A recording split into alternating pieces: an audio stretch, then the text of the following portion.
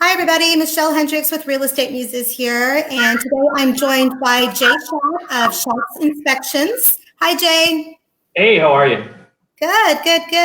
I know you're still out there working and doing inspections so that we can keep the real estate market moving. So thank you for that. And thank you for spending some time with us today. First of all, tell everybody a little bit about yourself, about your company. My company is Schott's Inspections. I worked for Scott's Inspections for over 10 years with Scott Emerson. We were bought by BPG and worked there for a few years, and now I'm on my own. And a little bit about me. This is all I've ever done, only real job I ever had. Went to school at Texas State, grew up in California, so I'm a local boy. Go Bobcats. Yeah, right. And so I've been doing it about 14 years now, and it's awesome. I really enjoy it. Good. Well, we've enjoyed working with you, and you're always very helpful when we have inspections that we need to have done for real estate transactions. And even after the inspection, I always have questions, and you've been great to work with and be able to call and get some clarification on things. So we totally appreciate you, and we appreciate you being out there right now in the middle of all of this that we're dealing with COVID and still working out there for us. So thank you for that. You're very welcome. Yeah, good. Well, let's talk a little bit about what folks can do given our COVID situation. Many of us are spending a little more time than we usually would at home. So, what can people be doing while they're looking for projects around the house? I mean, most of my projects have been having to do with rearranging my closet and finding more room for shoes. But what should I really be doing? You got to be on shoe restriction. You're not supposed to be out shopping. No. Can't have that. Yeah, people do have a lot of time on their hands right now while you are at home. There are a lot of things you can do. I would start, we're coming up on summer, not a bad idea to get your AC serviced, just to give it a good look over and change your filters regularly, have it professionally serviced. That way you're up and running and ready to go. Depending where you live, one of the common questions people have is how often should I change my air filters? I tell people just eyeball them. If you live in a more rural area or an area with a lot of new construction, you're going to have a lot of dust and things in the air. And if you have pets and stuff, so it's different for everybody. If it's not dirty, don't change it. If it is, I tell people eyeball it once a month and go from there. So that's probably the biggest thing you can do because it's a very expensive item, and the better you maintain it, the longer it lasts for you. And then, as we all know, they're full of fluids and moving parts. So the rest is just kind of upstairs, but that's a big one. Very important in South Texas, so yeah, we definitely need that working properly. And one of the more in-depth things you could kind of do that I know I need to do it as well at my house that usually I don't have time is it's not a bad time to flush the water heater. I mean, the weather is good. Connect a hose to your drain it. They say you should do that about once a year, get that sediment out. We have very hard water in San Antonio, so that's a really a good thing to do about once a year.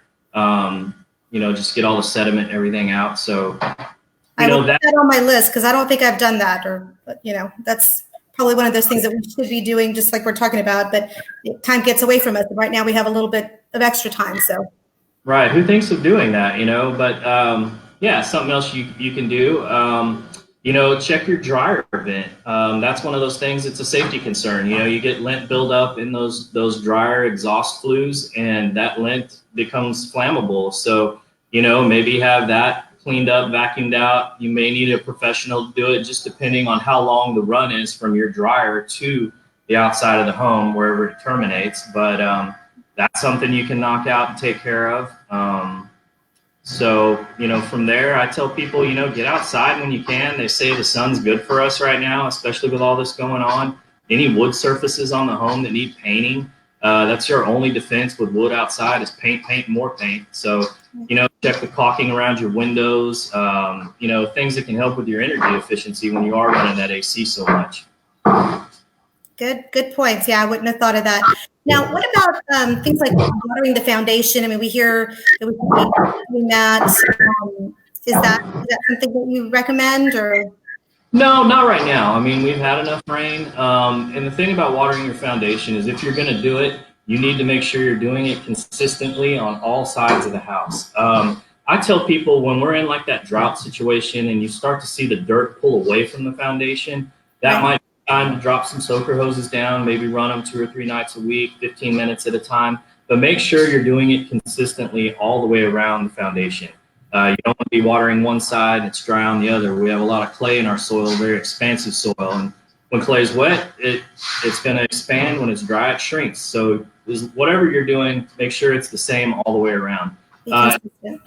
While we're running our AC so much, those of us that still have the AC condensate line that drips out on the side of the house, make sure that's extended away about 36 inches from the foundation. A lot of times they drip right there next to the side of the house, and that's not good for the foundation. It's also conducive for termites. They like that moisture in the ground. Ooh, yeah.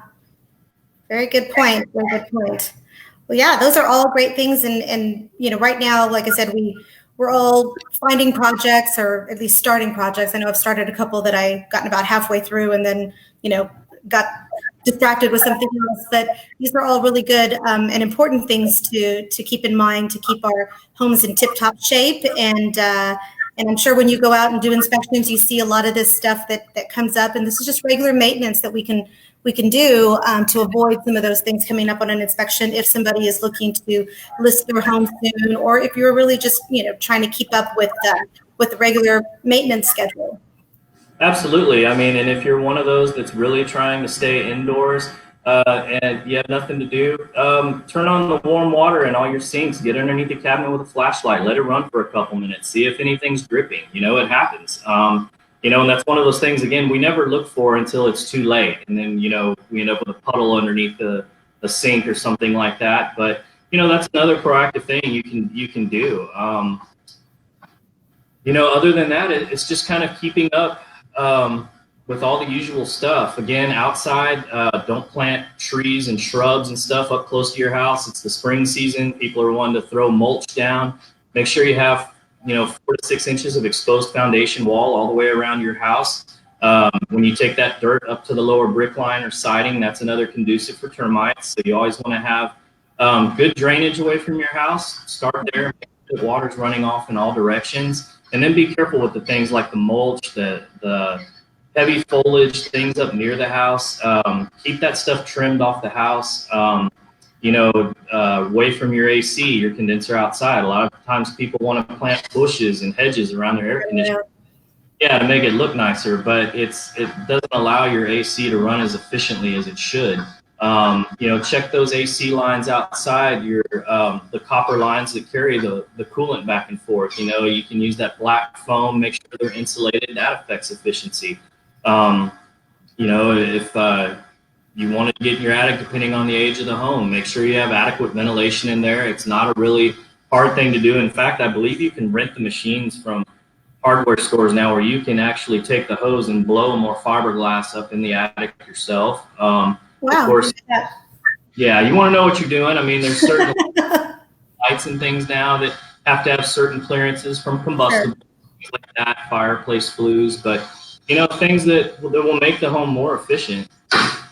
That always helps. That hits us in our pocketbook, and it also, certainly, if our systems aren't running efficiently, our home is not cool, and we are not happy. So, thank you for all of that information.